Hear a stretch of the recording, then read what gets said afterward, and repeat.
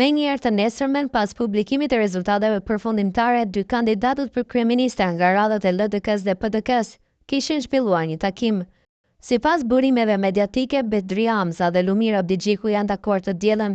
Takim ky i cili është mbajtur larg syrit të publikut. Ndërkohë nën kryetari i LDK-s Lutfia Ziri e pranoi mbrëmjen e dieshme në emisionin Klik se gjatë javëve të fundit nuk ka pasur asnjë bisedë mes LDK-s dhe vetëvendosjes, por Aziri shtoi se kryetari Abdigjiku ka pasur takime dhe iniciativa me partitë opozitare, duke përmendur biseda me Bedri Hamzën, Memli Krasniqin dhe Ramush Haradinajin. Asnjëherë nuk ka biseduar me vetëvendosjen këto javë të fundit. Ka iniciativë me partitë politike të tjera që vijnë nga opozita.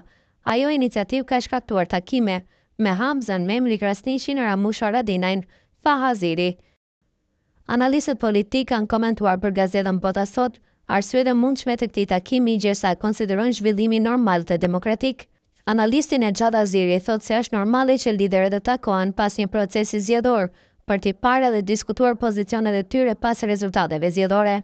Nuk shon ndonjë nevojë që Hamza apo Abdigjiku të kenë mundur për të shitur apo bërë diçka nga njëri tjetri për ta qetur pasdar takimin mes tyre nëse ka ndodhur. Është një zhvillim normal demokratik që subjektet politike e gjëgjësisht liderët e tyre të takohen pas një procesi zgjedhor për të parë diskutuar pozicionet e tyre pas rezultateve zgjedhore, shpreh Aziri. Tutje ai nuk konsideron asgjë të jashtëzakonshme në takimin e Hamza Abdigjiku, gjërsa shton se është normale dhe që LDK dhe PDK nuk duan të kenë asnjë komunikim me vetëvendosjen. Po ashtu është krejt normale që pas deklarimeve të PDK-s dhe LDK-s se nuk do të ketë asnjë komunikim me vetëvendosjen sa i përket koalicionit zgjedhor, të pritet që partia që ka dalë para nga zgjedhjet e nënshkurtit ta konsumoj kohën e saj për të tentuar që të formojë qeverinë e re. Mbi bazën e rezultateve që ka prodhuar procesi zgjedhor i nënshkurtit, pra asgjë e jashtëzakonshme nga ky takim. Nëse vetëvendosja dështon që ta bëjë shumicën, atëherë mbetet partisë së dytë, në këtë rast PDK-s, për të tentuar që ta bëjë një shumicë të re për ta bërë qeverinë dhe në rast se kjo dështon vendi shkon në zgjedhje të reja, shton analisti. Ndërkohë analisti Blerim Burjani thotë se takimi i Hamzës dhe Abdigjikut është që të mos merren me Kurtin. Takimi është bërë për koordinim në këtë fazë të opozitës. Ideja është me hesht mos mu marrë me Kurtin, ta lën vetëm le ta provojë nëse ka çka të provojë dhe me kënd të bëjë qeveri. Pra takimi duhet të shikohet si qasje për koordinim të mëtejmë, për pazarësh herët pra për të marrë vesh për një qeveri të opozitës, shpreh Burjani.